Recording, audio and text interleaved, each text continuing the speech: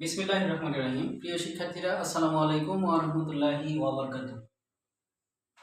তোমাদের গণিত বিষয়ের প্রথম অধ্যায়ের যে এমসিকিউ গুলো বোর্ড পরীক্ষায় এসে থাকে, ইতিপূর্বে আমরা সেগুলোর কিছু সমাধান দেখেছি।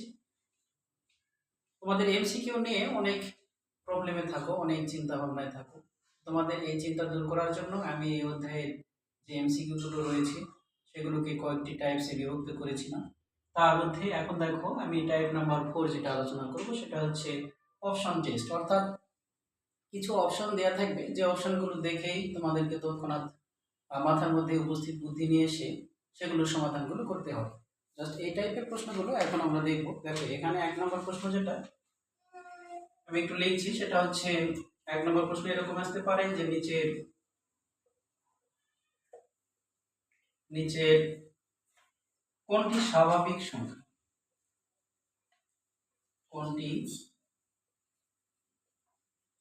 স্বাভাবিক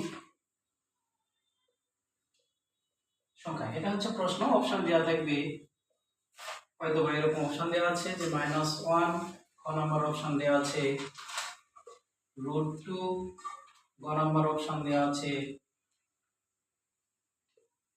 5/2, ঘ নম্বর অপশন দেওয়া আছে 3। এটা হচ্ছে আমাদের অপশন। এই অপশন দেখে আমাদেরকে তৎক্ষণাৎ উত্তর দিতে হবে যেটা আসলে উত্তরটা সঠিক কোনটি। এখানে দেখো মূল কথা হচ্ছে যে নিচের কোনটি স্বাভাবিক সংখ্যা, এটা আমাদের প্রশ্ন। এখন স্বাভাবিক সংখ্যা বলতে আমরা কি বুঝি? 1 থেকে শুরু করে গণনামূলক যে অখণ্ড সংখ্যাগুলো রয়েছে, যেমন 1 2 3 4 5 6 7, এই ধরনের সংখ্যাগুলোকেই বলি আমরা স্বাভাবিক সংখ্যা। তো অপশনের মধ্যে দেখো -1, এটা কিন্তু পূর্ণ সংখ্যার মধ্যে পড়ে। √2, এটা কিন্তু দশমিকের মধ্যে চলে যাবে। আবার দেখো 5/2, এটাও দশমিক। কিন্তু এখানে দেখো অনলি 3 আছে, যেটা আমরা কি গণনা করতে পারি যে 1 2 3 4 5 একটু আগে বলেছি। সুতরাং এটার আনসারটা হবে কত? ঘ নাম্বার, অর্থাৎ অপশন টেস্ট। এটা দেখলে আমরা বুঝতে পারলাম যে এটার সমাধান হবে ঘ নাম্বার অপশনটা, অর্থাৎ 3। এই ধরনের আরো কিছু প্রশ্ন হয়, যেমন এ এবং বি, এ ও বি দুইটি ক্রমিক জোড় সংখ্যা হলে, জোড় সংখ্যা হলে নিচের কোনটি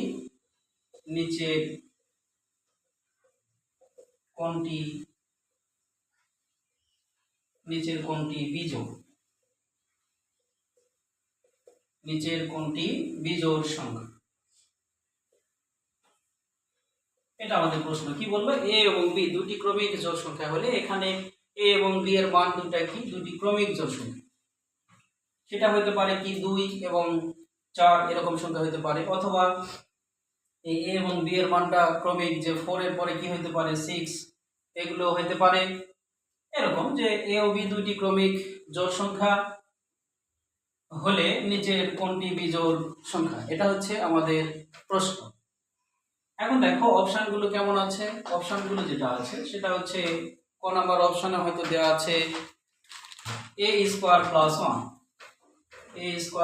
1, খ নাম্বার অপশন দিয়েছে b স্কয়ার প্লাস 2, গ নাম্বার অপশন যেটা দেওয়া আছে a স্কয়ার, ঘ নাম্বার অপশন দেওয়া আছে, হয়তো ঘ নাম্বারটা একটু নিচে লিখি আমি, ঘ নাম্বার অপশনটা দেওয়া আছে b স্কয়ার।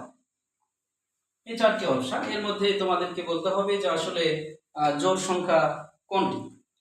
যেমন এখানে দেখো যে এ ও বি দুটি ক্রমিক জোড় সংখ্যা হলে নিচের কোনটি বিজোড় সংখ্যা, মানে এখানে চেয়েছে তোমাদের যেটা সেটা হচ্ছে বিজোড় সংখ্যা কোনটি। এখন এখানে দেখো এ এবং বি এর মানগুলো যদি আমরা একটু এটার সমাধান করার চেষ্টা করি, যদি ধরি যে এ সমান আসলে 2 আর বি সমান ধরে নিলাম অনলি 4, 2 এবং 4 কিন্তু কি সংখ্যা? দুইটি ক্রমিক জোড় সংখ্যা। এবার দেখো 1 নম্বর অপশন যেটা বলছে যে a স্কয়ার প্লাস 1, তাহলে a এর মানটা যদি আমরা এখানে বসাই, যে a এর মানটা কত?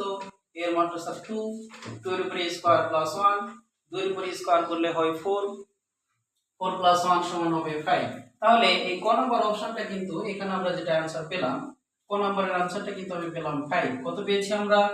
ক নম্বরের অপশন কিন্তু 5, অর্থাৎ 5 কিন্তু একটি বিজোড় সংখ্যা। এবার বাকিগুলো একটু চেষ্টা করে দেখি আমরা যে b square plus two, b square plus কি 2, তাহলে এখানে বি বলতে স্যার 4 এর উপরে স্কোয়ার, তাহলে 4 এর উপরে স্কোয়ার করলে কত 16 প্লাস 2, তার মানে এখানে হবে কত 18। এটা সম্ভব নয় কারণ বিজোড় সংখ্যা চেয়েছে। অলরেডি আমরা বিজোড় পেয়ে গিয়েছি, জাস্ট তোমাদের বোঝার জন্য আমি বাকিটুকু একটু আলোচনা করছি। গ নাম্বার এখানে কি বলছে a স্কোয়ার, তাহলে 2 অর্থাৎ 2 এর উপরে যদি আমরা স্কোয়ার করি তাহলে পাবো কত 4, 4 তো বিজোড় সংখ্যা না, সুতরাং এই অপশনটা ভুল। এরপরে ঘ নাম্বার যেটা আছে যে বি স্কোয়ার, তো আমি বি এর মানটা কত ধরেছিলাম 4, তো 4 এর উপরে স্কোয়ার করলে আমরা পাবো 16, সুতরাং 16 কি সংখ্যা জোড় সংখ্যা, চেয়েছে কি বিজোড়। তো এই অপশনগুলোর মধ্যে আমরা দেখতে পাচ্ছি যে ক নাম্বার যে অপশনটা ছিল সেই ক নাম্বার অপশনে আমাদের সঠিক মানে উত্তরটা আমরা পেয়ে গিয়েছি। এই অপশনে আমরা आंसरটা পেয়েছিলাম 5, সুতরাং এটার आंसरটা হবে কত ক। ঠিক এরকম আরো কিছু প্রশ্ন পরীক্ষায় আসে, এরকম বিষয়গুলো নিয়ে নেক্সট ভিডিওতে তোমাদেরকে আমি আলোচনা করব সেই বিষয়গুলো নিয়ে। এই ভিডিও এ পর্যন্তই, তোমরা সবাই ভালো থাকো, সুস্থ থাকো।